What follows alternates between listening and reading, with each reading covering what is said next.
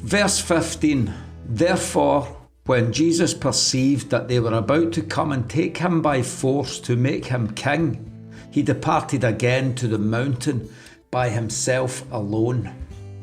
So Jesus departs again to the mountain by himself alone. This is here on the right side of the Sea of Galilee, on the east side, just below Bethsaida. Verses 16 and 17. Now when evening came, his disciples went down to the sea, got into a boat, and went over the sea towards Capernaum. And it was already dark, and Jesus had not come to them.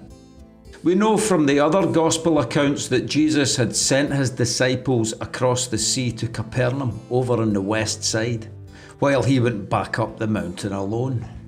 Verse 18. Then the sea arose because a great wind was blowing. This Sea of Galilee is a deep basin of water surrounded by the Galilean hills, and certain winds that can whip up a whirlpool in the basin. And the disciples' short journey becomes a long struggle. As Matthew's Gospel puts it, the wind was against them. The power of nature, of the physical realm, is overwhelming them. And they had saw Jesus' power over nature earlier with the miraculous feeding of the multitudes. But the 12 disciples, like the 12 leftover baskets, are kept over for extra teaching. And the scene of the next miracle is not the sunlit grassy hill of the day, but down in the dark turmoil of the stormy sea. Notice that the disciples are in a deep struggle in Jesus' absence. But Jesus is also watching over them. Alexander Maclaren notes in this verse that he is on the mountain while we are on the sea. The stable eternity of the heavens holds him. We are tossed on the restless mutability of time, over which we toil at his command. Jesus is in command of all of this. The disciples need to learn it. Jesus is our rock. Unless we build upon him, we are tossed around by every new wave the world throws forth. But the Lord does not abandon us to perish. He comes to us, and he comes to the disciples in a stunning miracle and a sign of his deity. Verse 19. So when they had rowed about 3 or 4 miles, they saw Jesus walking in the sea.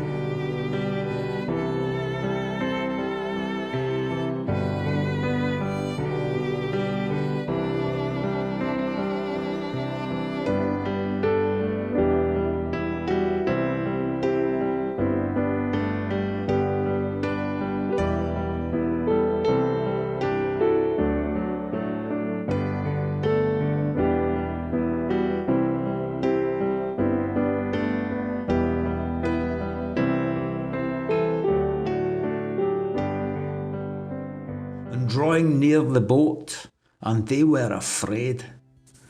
They were afraid is such a small phrase.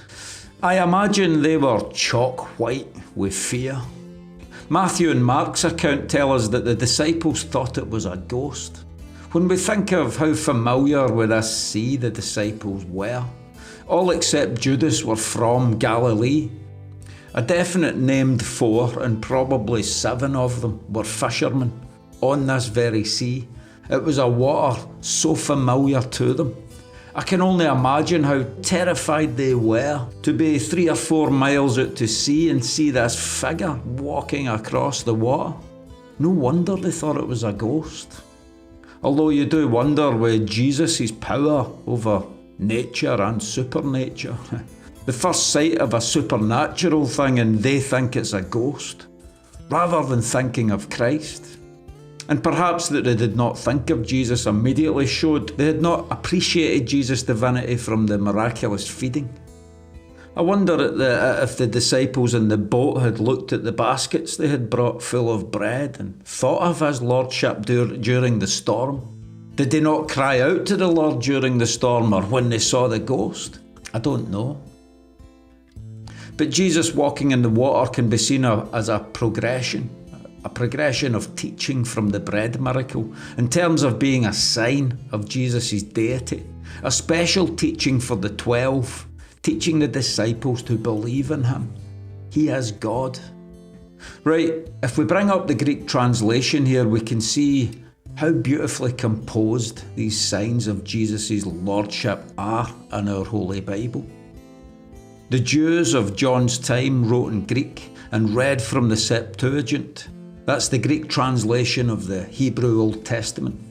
And the three evangelists, Matthew, Mark and John, who record Jesus walking on the sea, describe it in the same Greek words, epi tos thalasis, walking on the sea. You see it here in Matthew, epi tos thalasis, and Mark, epi tos thalasis, walking on the sea. It's significant because they're directly quoting Job from the Old Testament. Job chapter 9 verse 8.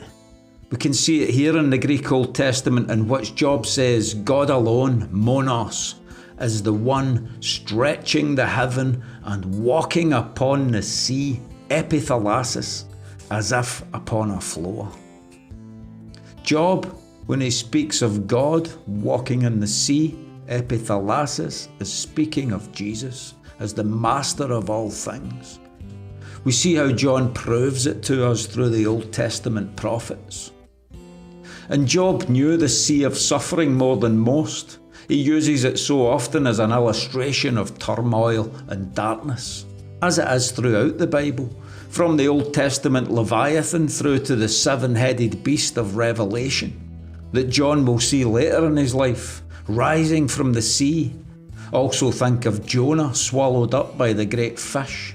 And like the great prophets, the disciples receive a sort of special baptism in the sea.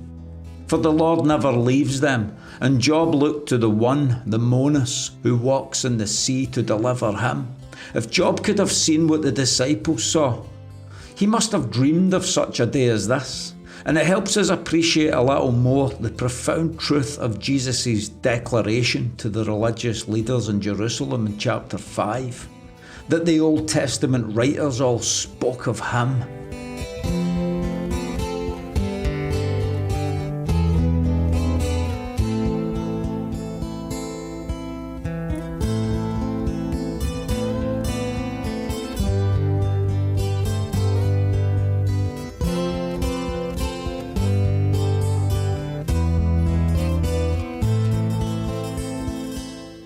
And let's keep this Greek Old Testament to hand as we take in the next verse as the next sign of Jesus' deity. Verse 20, but he said to them, it is I, be not afraid. This English wording, it is I, is in the Greek, ego eimi, a phrase used repeatedly throughout John's Gospel. And this is its second instance. Ego eimi. Remember he said that to the woman at the well before she rushed home to bring the city out to meet the Messiah. Ego eimi means I am. It is the phrase used in the Greek Old Testament to translate the Hebrew name of God, the I am, the sacred tetragrammaton, YHWH, Yahweh, as we say it in English, the sacred name of God. Most famously recorded in Exodus 3:14, when God spoke to Moses from the burning bush. And when the Jews of Jesus' time read this in their Greek translations, the name of God is Ego eimi. So when Jesus approaches his terrified disciples in the boat and says, Ego eimi, I am. The same God that spoke to Moses in the wilderness is now speaking to the disciples in the sea. It's no wonder then that we read in Matthew's Gospel that at this moment the disciples in the boat worship Jesus, saying, of a truth, thou art the Son of God. They worshipped him. Verse 21, then they willingly received him into the boat, and immediately the boat was at the land where they were going. No wonder they wanted him in the boat. And although John's Gospel does not record Peter's walking on the water, it does include a miracle missed out by the other evangelists. That is the immediate arrival of the boat at its destination. These fishermen had struggled for hours to move towards the shore, but as soon as Jesus steps in, they are there immediately. Jesus keeps showing them his power and authority over nature, over all. And this day and night, from the miraculous feeding the day before, to the storm and the Lord's walking on the sea, then the immediate arrival on shore, the disciples must have been reeling. Today they'd probably get diagnosed with PTSD. Verse 22, on the following day, when the people who were standing on the other side of the sea, this is the crowd from the day before, turning up again, there was no boat there except that one which his disciples had entered, and that Jesus had not entered the boat with his disciples, but his disciples had gone away alone. So the crowd turned up the next morning at the same place they had saw Jesus and his disciples go their separate ways. Now Jesus nor the boat is anywhere to be seen. They're certainly keen to find the Lord. Verse 23, however, other boats came from Tiberias near the place where they ate bread after the Lord had given thanks, relating again to the day before. And this reference to the boats from Tiberias shored up on the east side of the sea would have showed the crowd that a storm had occurred the night before and blew the boats across. Verse 24, so when the people therefore saw that Jesus was not there, nor his disciples, they also got into boats and came to Capernaum seeking Jesus. So they jumped on these boats from Tiberias, which were probably heading for Capernaum before being blown across. Verse 25, this is the crowd now over at Capernaum with the Lord. And when they found him on the other side of the sea, they said to him, Rabbi, when did you come here? The cheek of the crowd, asking God, where have you been? Making God accountable to them. The crowd did not receive the special instruction of the disciples, the walking in the sea. The disciples worshipped Jesus. Surely they would not have dreamed of speaking to him like this. And Jesus' response to the crowd begins another lengthy, exciting and important revelation of his divinity and their materialism, which I will leave for the next section. For now we can take in this wondrous event, the Lord walking on the water, and we, like the disciples, find ourselves in the storms of life, lost at sea, tossed around, struggling against the elements, and no circumstances out with his command. The Lord of Lords, the great I Am, and just as he performed those miracles of the feeding of the bread, he upholds the chain of miracles that led to our very existence. And despite his ineffable transcendence, and despite our failures to trust in him and our fear of the storm, he comes to us in our suffering. He's been in control all along. As man, he understands us, and as God, he has the power to deliver us. Even walking on the waves, as Job had envisioned, the Word made flesh draws near and speaks to us. Ego eimi, I am. Be not afraid.